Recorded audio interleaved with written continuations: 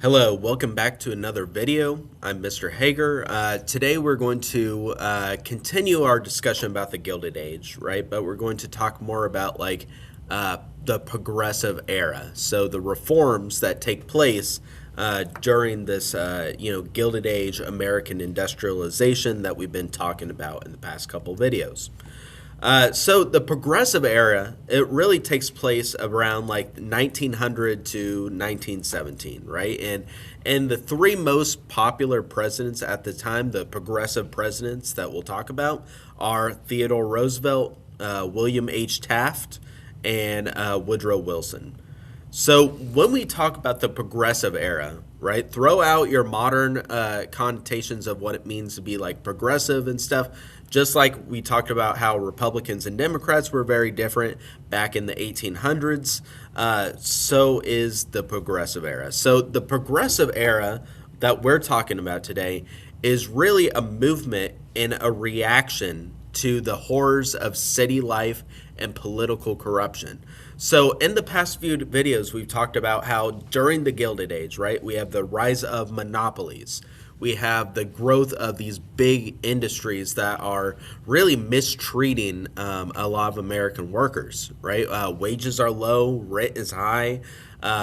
Immigrants are coming into the country and they are struggling.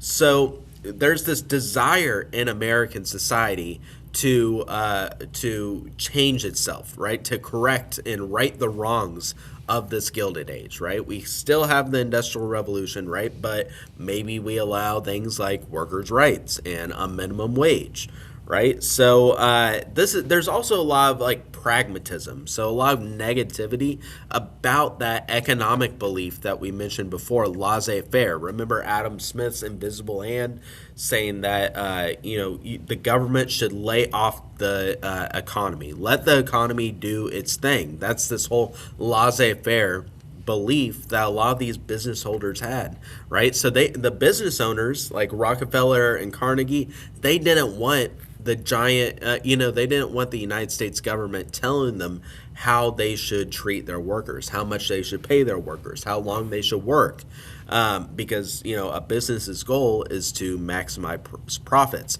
But by the later part of the 19th century, the early 1900s, right, there's going to be a lot of backlash against this laissez-faire attitude, saying like, hey, maybe the government needs to protect some workers' rights in some cases.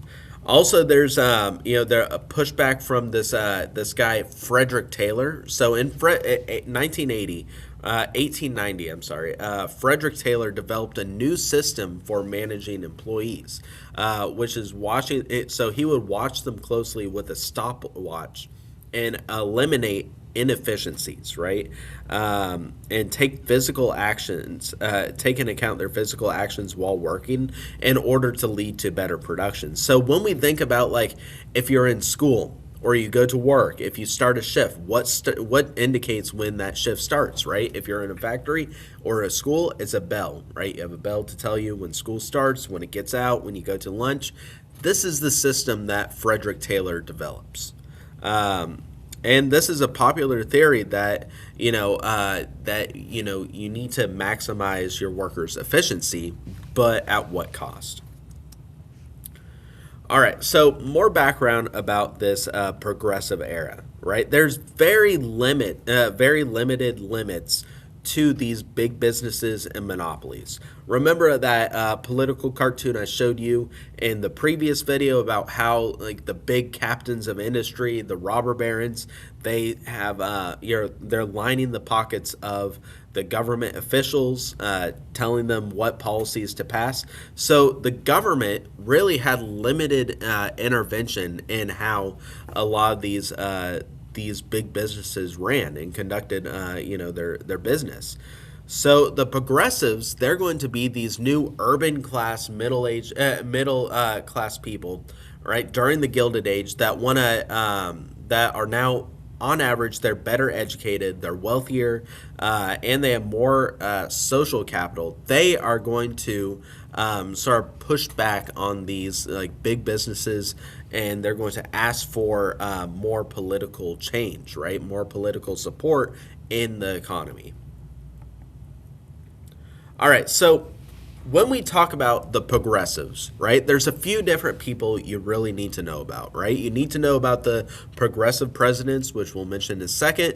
But one thing that will show up on your first exam is this term called the muckrakers. Okay, so the muckrakers, these are going to be investigative journalists that are going to research and publish true stories about Gilded Age corruption.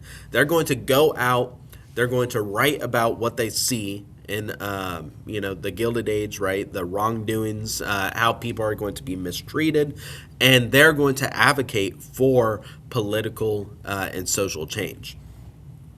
So we've already mentioned one of these muckrakers, right? And that is Jacob Riis. Jacob Riis is the guy who was going into these tenement houses in the big cities, and he was taking pictures of how the other half lives. He compiles it into a book called How the Other Half Lives, and this is going to inspire a lot of reform in the slums of these large cities. Right, they're going to tear down a lot of the tenements and increase people's livelihoods and living conditions. Another important muckraker is going to be this lady, Ida Tarbell. Ida Tarbell is going to write a book about the history of the Standard Oil Company, where she's going to criticize J.D. Rockefeller's oil business. Remember, Rockefeller owns like all the oil businesses in the United States. He's going to buy out his competition. So that's what this book is about, how Rockefeller is able to have a monopoly on all the oil businesses in the United States, right? And how he was able to do it through nefarious means, right? Buying out the competitions, through bullying, and what have you. Also, there's going to be another guy, Upton Sinclair, and he's going to write a book called The Jungle. So The Jungle is not about, it's not about like, a jungle, like, forest or whatever. The Jungle is actually a book about the meat industry. Right, so the meat industry in the United States by 1900, there's little to no government oversight over how meat is produced. Right, so I'm going to show you a quick video, if it works, about Upton Sinclair's The Jungle.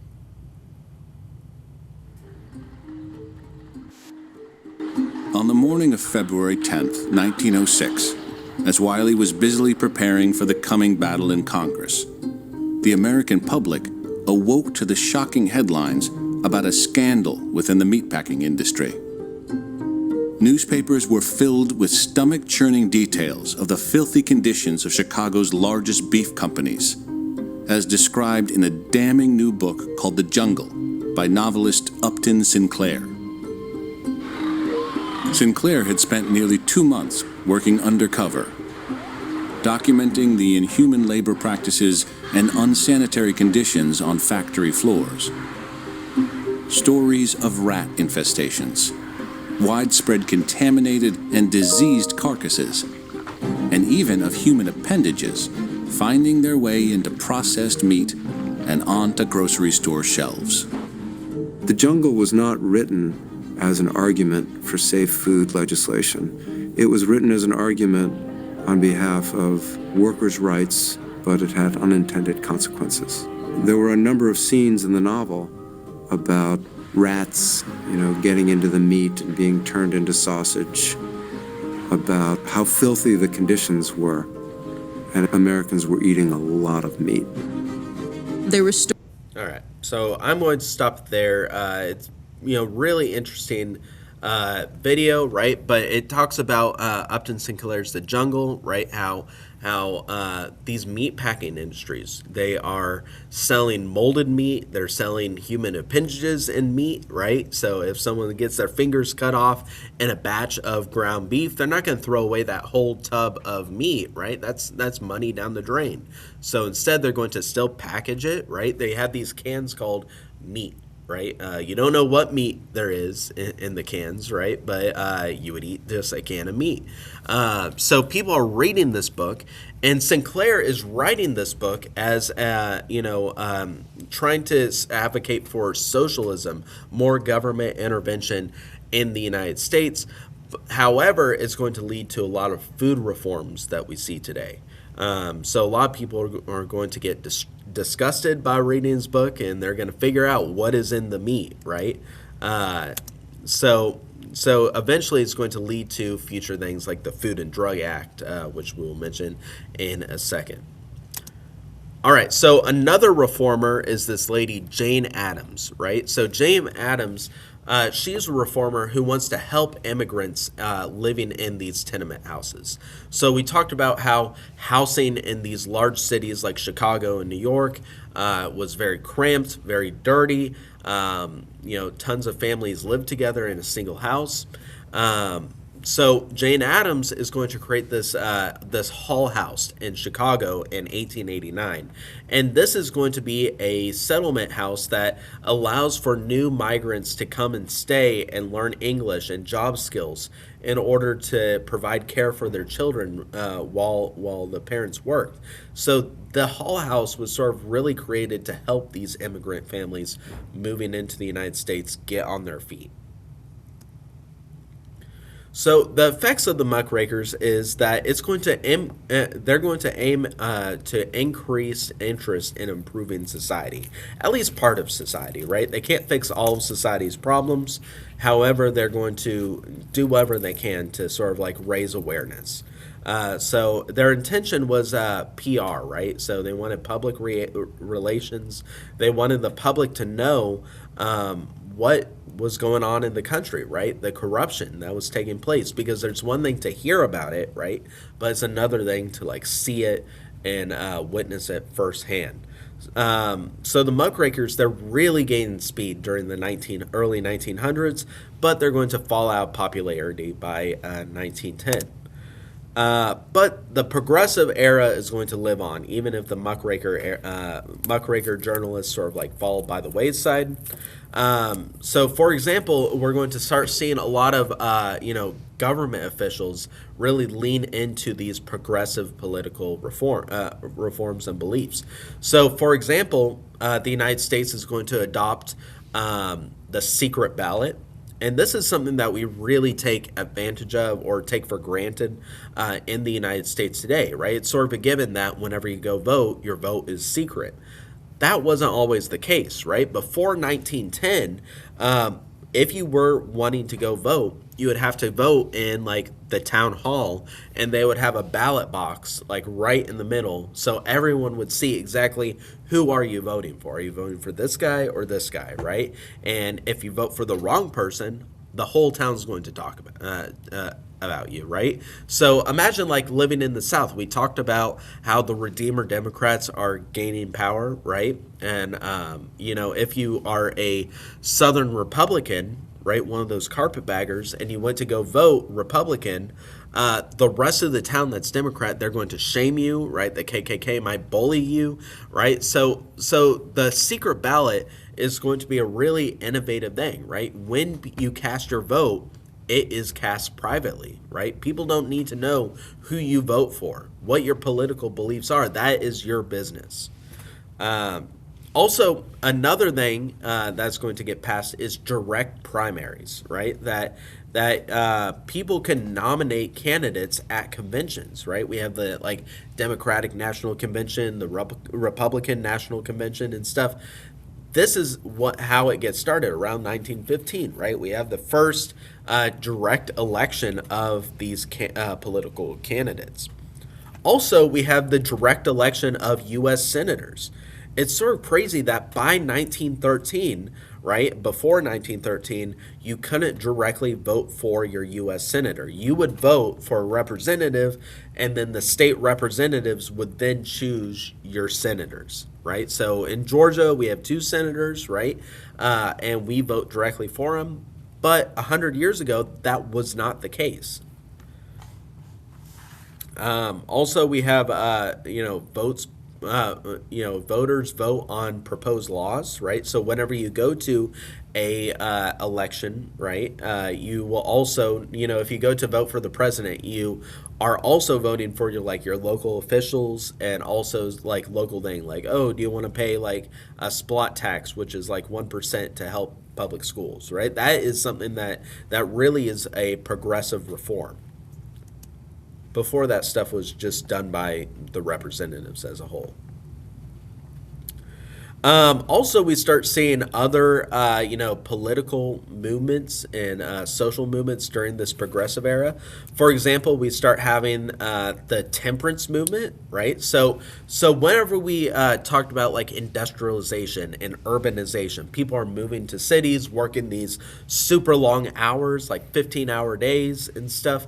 A lot of people are going to take up drinking alcohol, right? The consumption of alcohol is going to be crazy by the 19th century, right? They're going to drink about like 5 times more alcohol per year than the average American drinks today.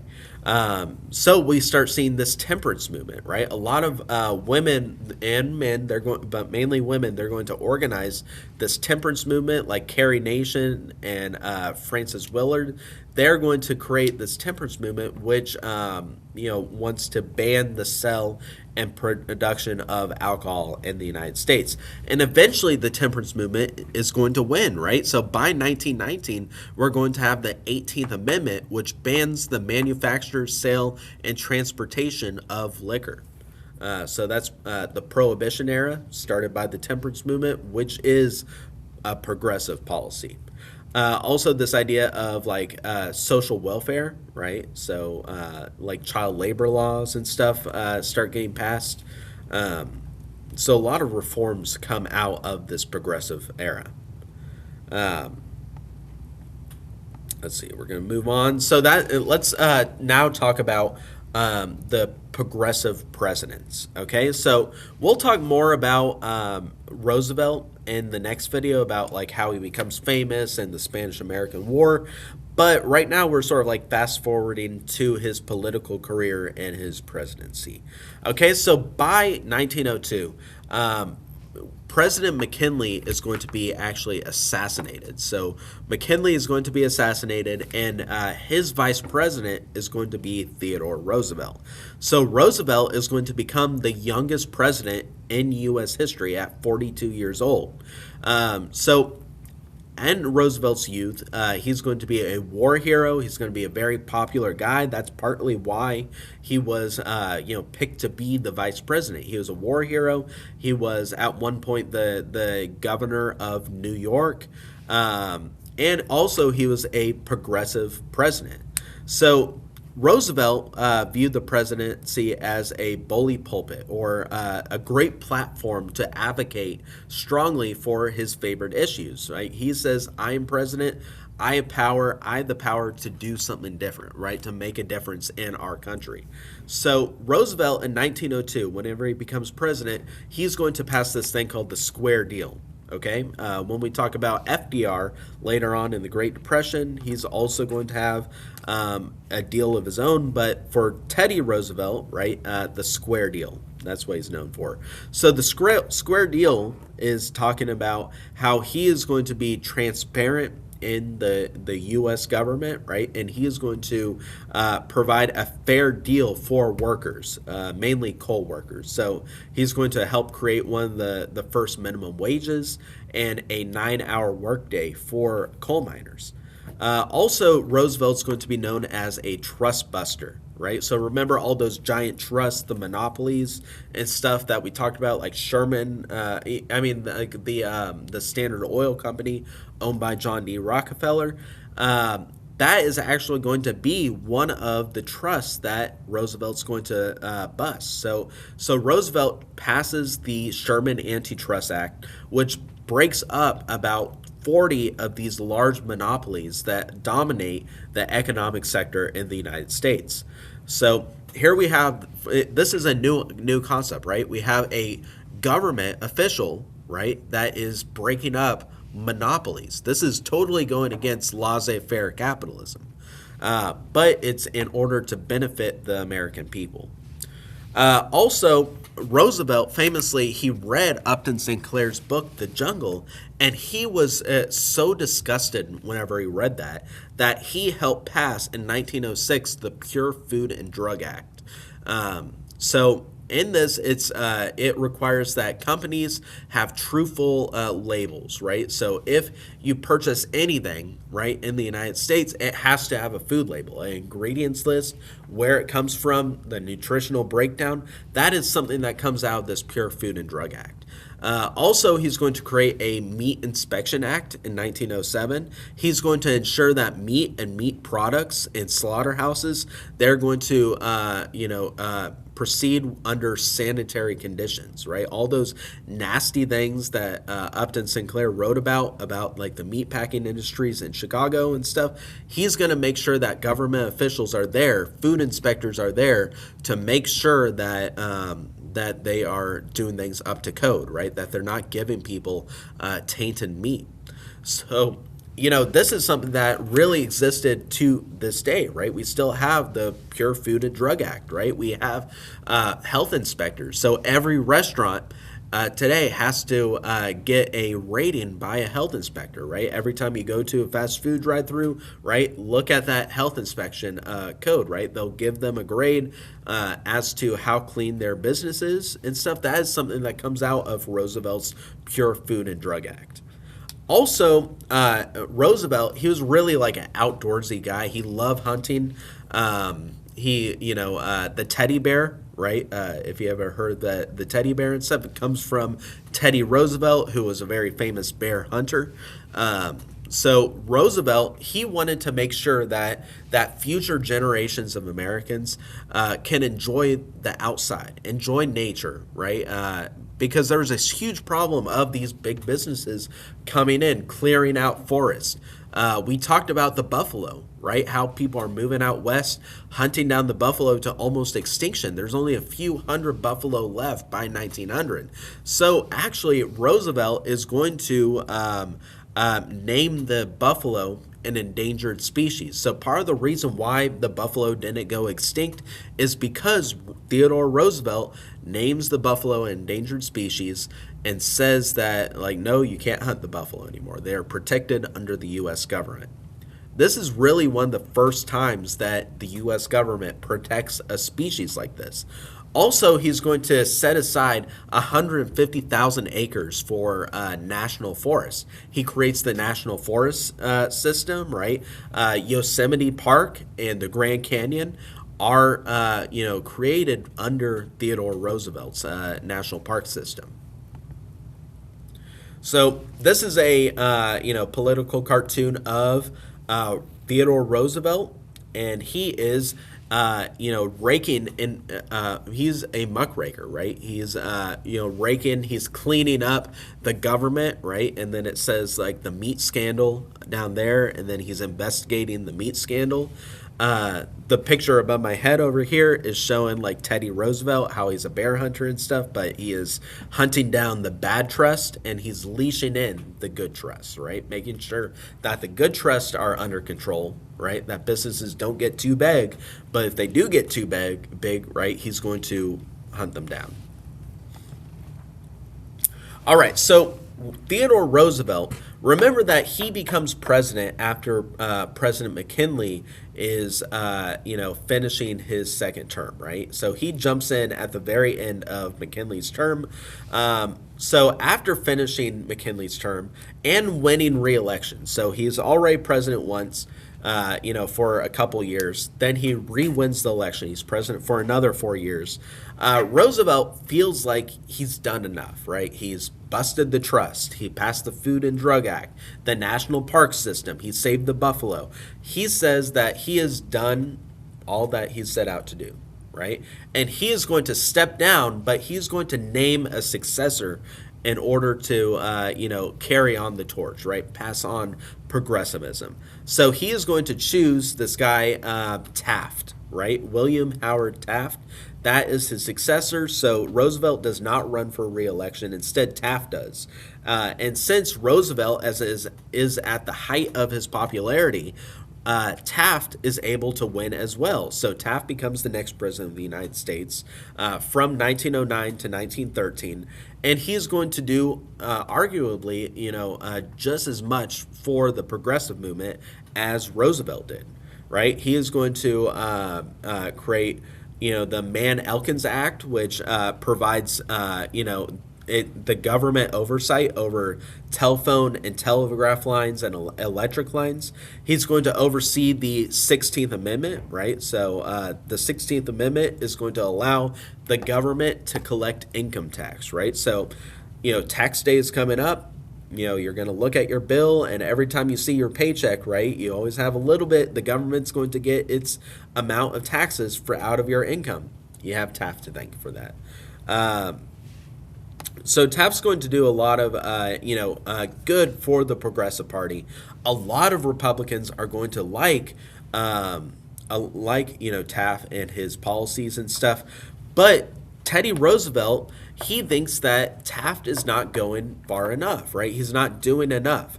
So because of his disappointed in Taft, Teddy decides to run again in 1912. But the Republican Party refuses to take him, right? They're like, we already have our guy. We like Taft, right? Taft is very amenable. He will do whatever we ask him to. They want to nominate Taft. So Teddy Roosevelt, being the guy he is, he's like, okay, fine. If you are not going to, let me run, right, I'm going to create my own political party. So he is going to create his own progressive party called the Bull Moose Party.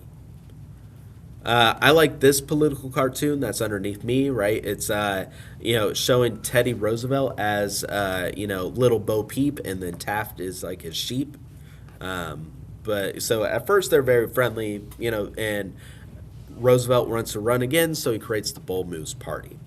So that leads us to the election of 1912, right? So in the United States, it's not a requirement that there are two political parties, right? But odds are in our history, every time there's been a third political candidate, on the ballot and stuff, they really just divert votes away from, one of the parties, right? So that leads us to the election of 1912, right? So the Republican ticket is going to be split, right? We have the Bull Moose Party, with a progressive party created by, Roosevelt, and then we have the Republicans under Taft. This is going to split the Republican vote in the election, which is going to lead to, it's going to lead to the election of Woodrow Wilson, who's the Democratic candidate. Also, we're going to have the Socialist Party, right? We're going to have the Socialist Party in on this election as well. There's going to be this guy, Eugene Debs. He's going to run for the Socialist ticket in 1912. We'll get back to Eugene Debs later on. He's going to be the socialist candidate in the United States, in the running to become president. World War I happens, and actually he's going to get thrown in jail. So we'll talk about that a little bit later when we get to World War I. So the ballot for the 1912 election is a mess, right? It's very divided. So Roosevelt loses, Taft loses, Woodrow Wilson becomes the next president of the United States. So Woodrow Wilson is going to be a Democratic candidate, but also he is going to advocate for a lot of the same progressive policies as Roosevelt, right? He wants to limit big business and the government. He wants to, reform the government as well using these progressive, policies. So Wilson's going to end up winning by a landslide by the 1912 election. Funny enough, though, Roosevelt, even though he's the third party candidate, he's going to get the second most votes in this election. So he's still a very popular guy, but not nearly as popular as Wilson at this moment. So the Bull Moose Party, right? We have, the Republican elephant, the progressive Bull Moose. They're going to subtract each other out, and we have Woodrow Wilson riding in on his donkey, right? The Democratic, animal and stuff, and he's going to be named the next president of the United States. Woodrow Wilson's going to be the president from 1913 to 1917. He's going to be the president during World War One. But before World War One begins, he's going to do what he can to progress, the progressive movement, right? He's going to continue to pass Antitrust Act. He's going to do the Federal Reserve Act, right? Which it was made to reform the Federal Reserve System. Make sure the United States has a stable currency. So he's going to do a lot of progressive reforms. However, World War One is going to sort of be like the nail in the coffin for the progressive movement. So by World War One, the U.S. government is more focused on fighting a war, right? Fighting a war against the Central Powers than they are about doing domestic, social reform. So this is when we sort of get the end of the progressive movement under Woodrow Wilson. But, for the first part of his presidency, he is able to do a lot of stuff. Woodrow Wilson's also going to pass the 19th Amendment, which allows women to have the right to vote. So that's another progressive policy that he's going to do. He's going to oversee the temperance movement, the beginnings of the temperance movement, right? So that's pretty much it with the progressive movement, right? So for the purposes of our class, for the test, you need to know that this progressive movement was a response to the corruption and the filth of urbanization in this Gilded Age, and that people are wanting to make a difference and change and fix this corruption, right? We have the muckrakers, but also we have these progressive presidents as well. Okay, so thank you for staying tuned to this video, and I will see you on the next one.